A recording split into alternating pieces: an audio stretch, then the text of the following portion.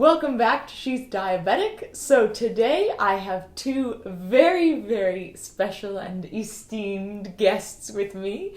They're about as special as I can possibly bring you. And these are my parents. This is, well, Pat and Larry, but of course I call them Mom and Dad. You can blame them for my having the diabetes. Thanks a lot. Especially this guy, because he's type 1. So, today I wanted to I just thought I'd do sort of an off-the-cuff interview with my parents about what it was like bringing up a diabetic and parenting a diabetic child. Now, one of those children was me. The other one was my brother Matt, who is 10 years older than me. Matt was diagnosed at 8. I was diagnosed at 15 and a half. So, I think they're kind of a good resource, in my opinion, to talk about what it's like raising children of two very different ages, actually, in terms of the point of diagnosis. So I have prepared 5 questions for them, but they're really just a jumping off point. We're just going to kind of have an open discussion as to what it was like. So to begin, my first question to you guys is, how did it feel when you found out that you had, a child that was diabetic? I suppose I ask that in thinking about new parents that are potentially coming to this knowledge of their child being diabetic and what that was like for you guys. So it's an interesting question because before we decided to have children, we did talk to Larry's diabetic doctor to find out what the odds were of us having diabetic children. Yeah. And of course, at that time, research and whatnot is so different than it is today. Yeah. But what we ended up leaving the office hearing was, you'll have a 1 in 4 chance of having a diabetic child. And just to clarify for them, Dad is diabetic, Mom is not, but you do have some diabetes that runs in your family. But that was not known at that time. Okay. Yeah. So she thought she was completely diabetic free on her side of the family, and if she were and I was diabetic, the chances were 1 in 4. Okay, gotcha. But the net result of all this is we've had 2 children and both are type 1 diabetics. Yeah. That's right. So you were kind of prepared for the possibility, very prepared for the possibility, I suppose. Yeah, well, the main thing we knew, first of all, we knew to look what signs to look for. Yeah. That possibly would represent diabetes. Mm-hmm. And in both cases, both of you represented the sign of excessive urination in advance of actual diagnosis. Mm-hmm.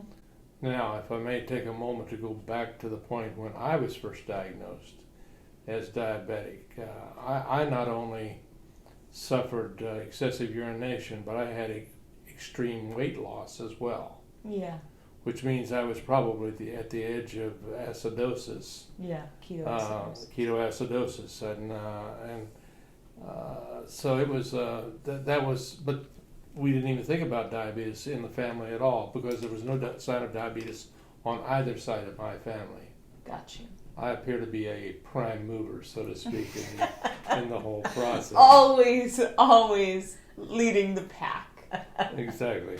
How did you guys sort of, I'm assuming finding out your kid is diabetic is an overwhelming experience. Yes. And how did you deal with that on a personal level? Well, it was overwhelming. We'd already had Matthew for a number of years and he was perfectly fine. Mm-hmm. And you just didn't want to believe that it was ever going to happen. Yeah. And then when it did, there was a lot of disappointment, at least on my part. And for Larry, I think he knew sort of what to expect, and I didn't. So the experience was quite different for me than for him. And in fact, it was very stressful for the most part for me because I felt like I had to live up to a lot of expectations and knowledge that he already had and I didn't. Yeah. You had it built in. Well, one of the expectations that I had, and this was based on my own personal experience, and I insisted on from the very beginning for Diabetic, was that he learned to take his own shots. Yes. And Literally from the very beginning. And this was a point of contention. Well, to some extent. It wasn't contention. Not to air the dirty laundry or anything. I'm just saying, if that's an example of really... It was stressful. Yeah. It was stressful. And one reason that I think, and this falls on mothers probably more than anybody, the one reason it was more stressful for me is I had the everyday care. I was the one who had to make sure he took his shot. I was the one who had to insist, based on Larry's insistence, that Matthew gave himself his own insulin shot. And Matthew was very resistant. Yeah. So that complicated things. Of course. Yeah, he was resistant, especially at the age of 8.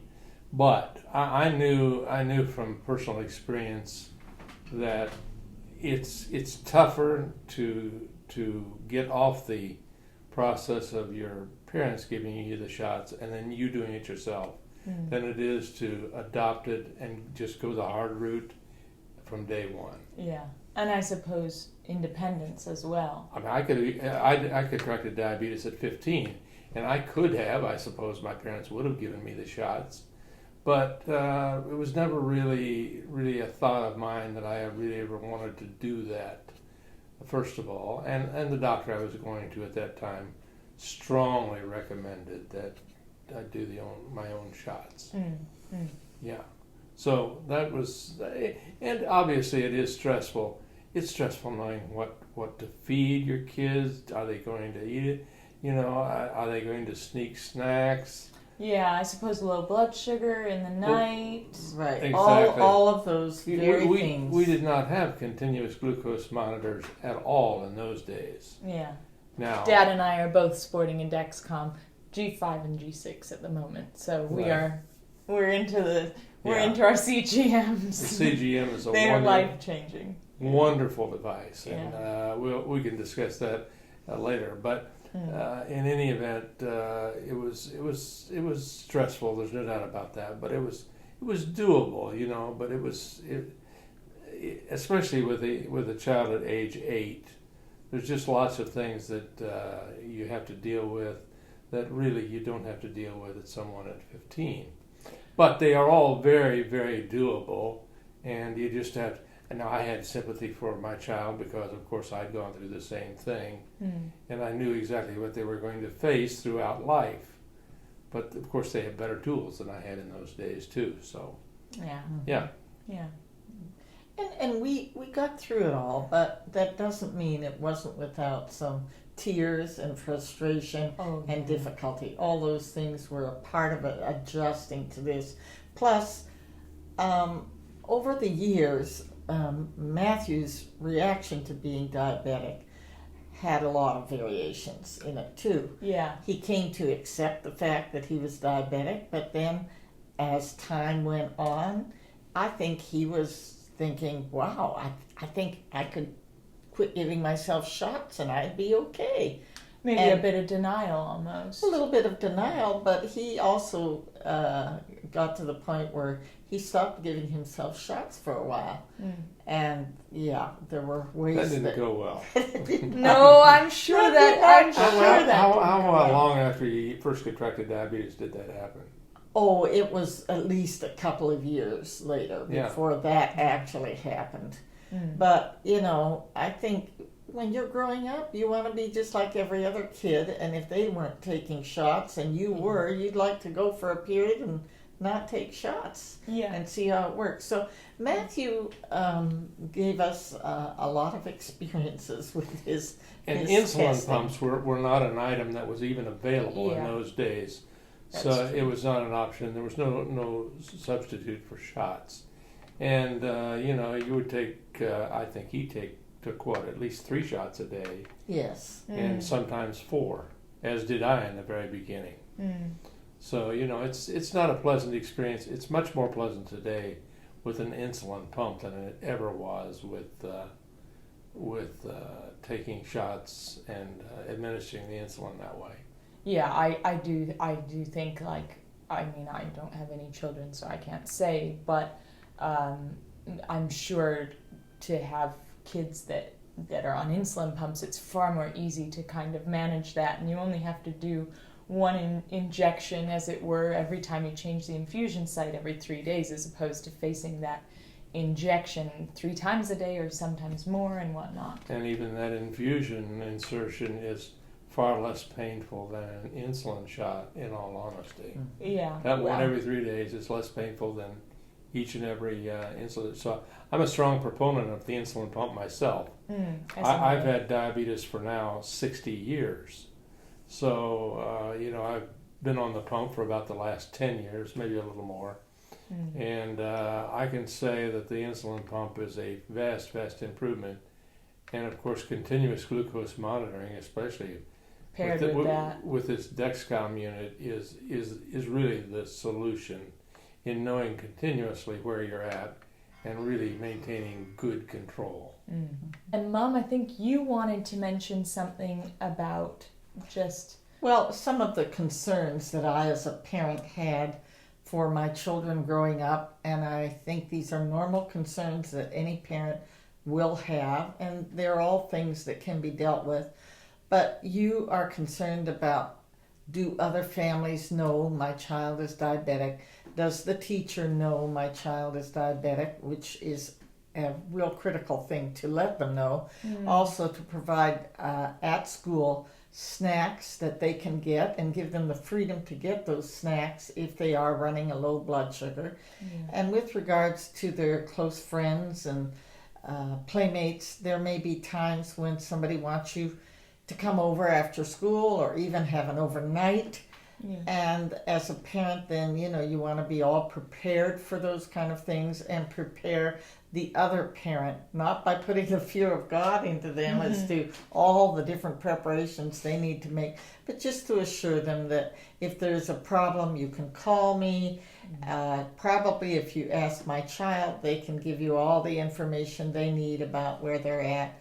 But there were, over the years, a few times when I had some real scary concerns. I remember one time Matthew came home from school and he was just acting very strange.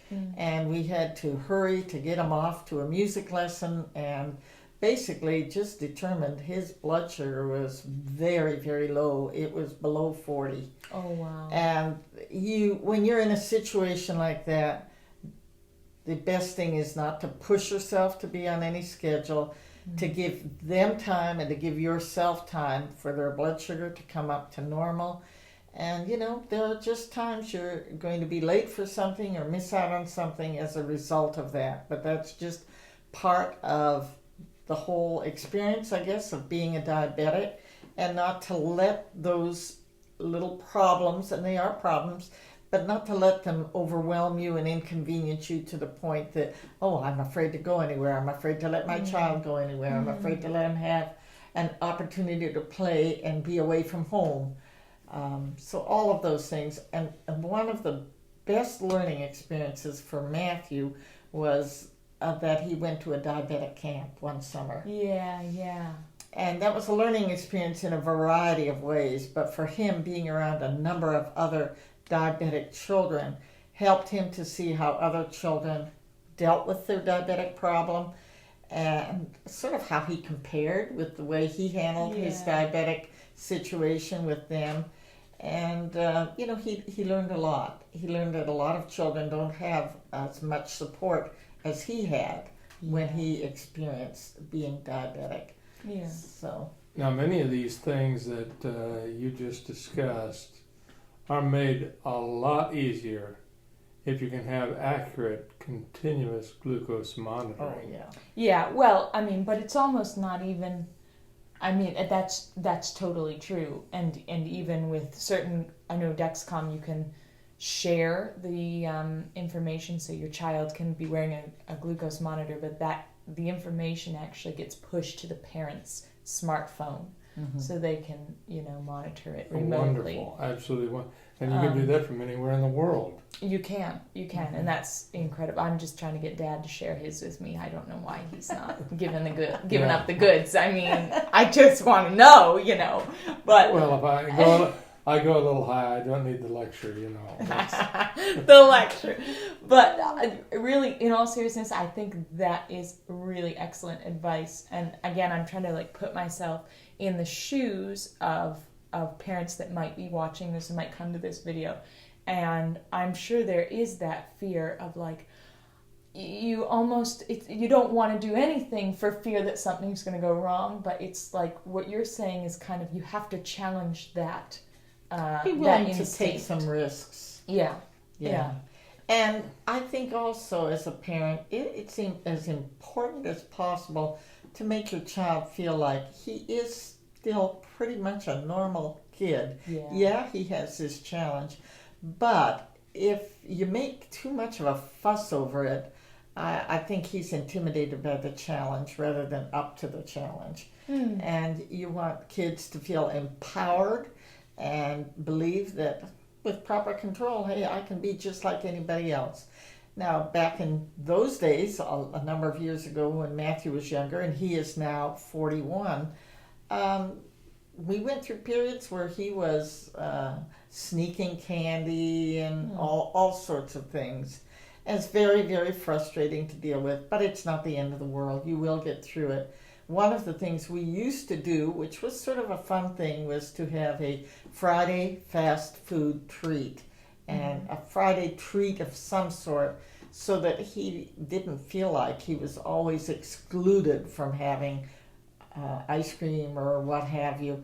Nowadays, diabetics are not on that kind of rigorous, rigid control where they can't have any sugar. But back then, there was a lot more of that kind of rigid thinking. And it did make that kid feel like, God, I'm missing out. I don't want to miss out, so I'm going to sneak it instead, and nobody will know.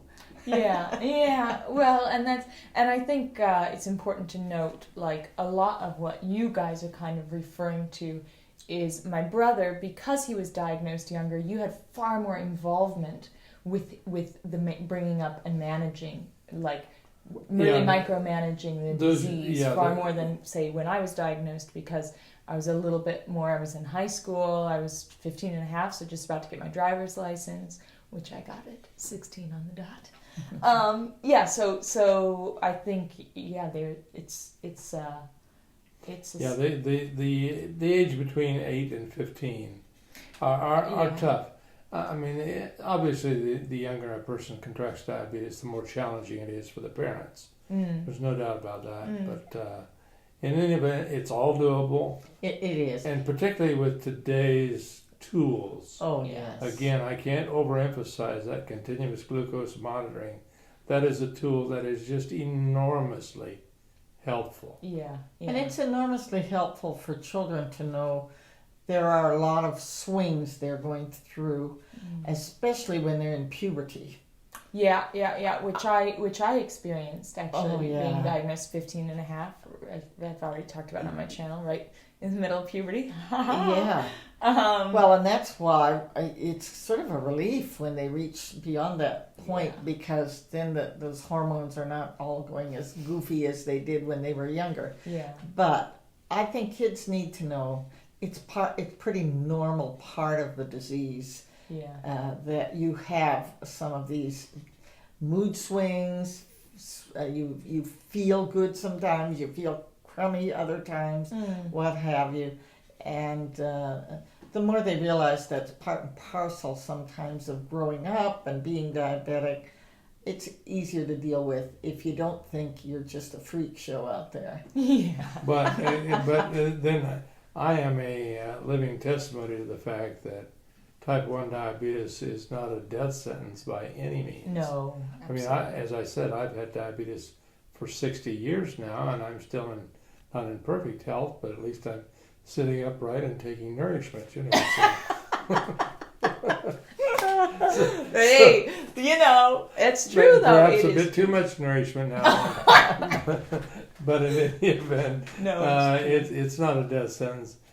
And with today's tools, it's enormously easier than it used to be. Yeah, and even as I've listened to you guys talk, even when you were saying sometimes when you get low blood sugar, you just have to take a moment, you know you're going to be late, you know, whatnot. Those are still things I sometimes struggle with today. I think you do as well. Like, it's like it's such a fast-paced world in some ways that you're like, oh, I can't deal with this low blood sugar right now. I just need to go. I don't have time. And I think it's important to give your kid that time, and actually it's important to remember to give yourself that time as the parent, or even I'm an adult type 1 diabetic, and that really rang really true for me. And I think with children too, when you see them doing things right, please praise them and, you know, celebrate all those positive things, because they need a lot of encouragement. I think I read somewhere actually that like the sort of negative or shaming kids for poor glycemic control has no effect on, this was a study somewhere I read online, so don't quote me on it, but the shaming and the negative had no effect on improving glycemic control, but praise and positive reinforcement did have an effect on improving glycemic control, which was really interesting to me. I think, a lot of the times there's a lot of focus on the negative of what's going wrong. And I've said this what's going right before too, like I need to remember it myself. There's like so many things that have gone right in a day, but some massive low blood sugar or high swing or something like that will stick in my mind more. And it's true for most people, remember the negatives more than the positives, but it's important to drive those positives home, I would think. Exactly. Yeah. So I think that kind of brings us to the end of it. I just thought, you know, on a closing note, if there was like, I thought I'd ask you if there was one thing you could go back and tell yourself, whether it be, you know, just have faith it's going to be okay, or have patience, or whatever. If there was one thing you could go back and tell yourself when you were raising your diabetic kids, what would that be? Is there anything that sort of springs to mind?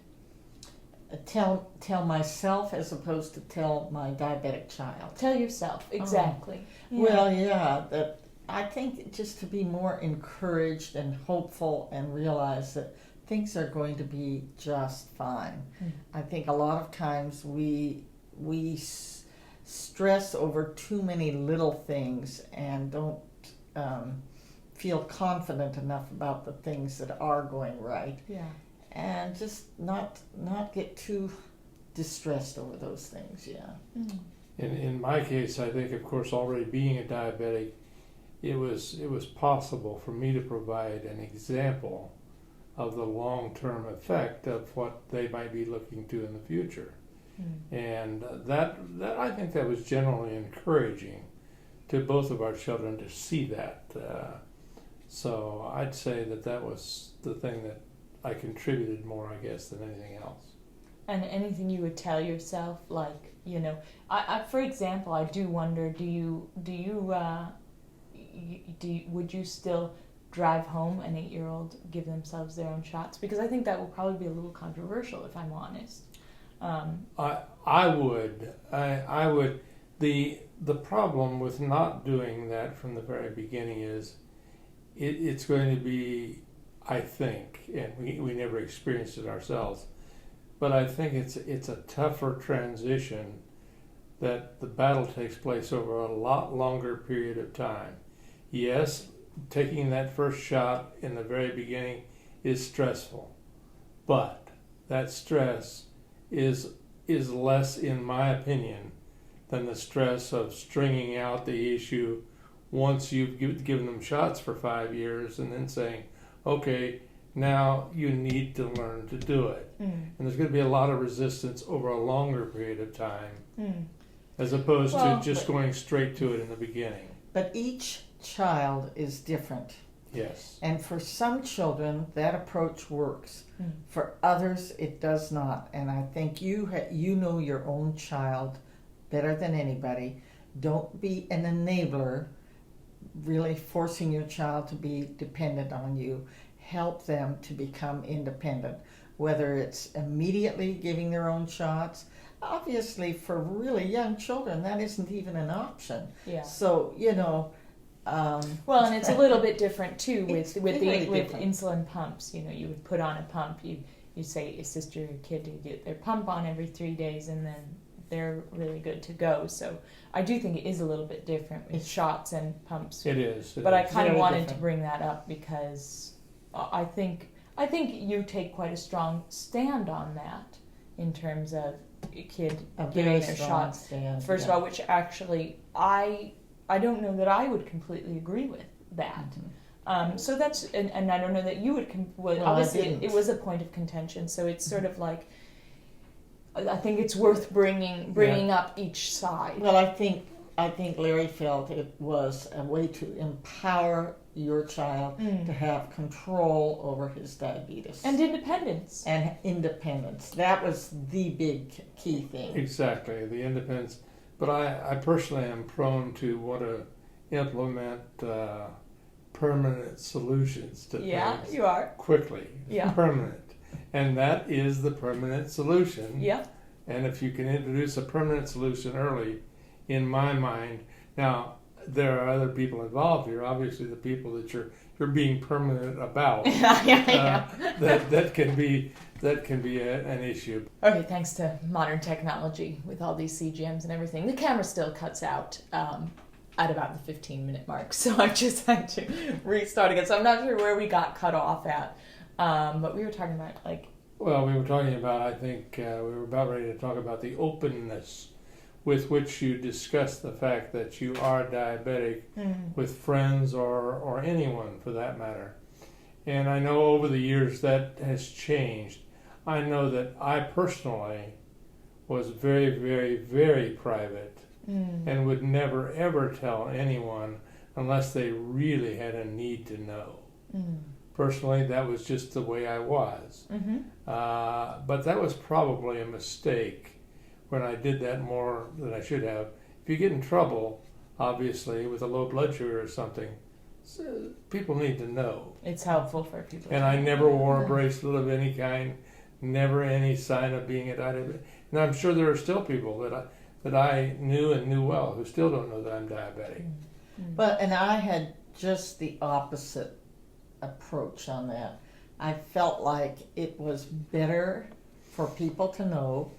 It's not like you want to make a big production of it, that you want to be treated so terribly different, but just helpful for people to know.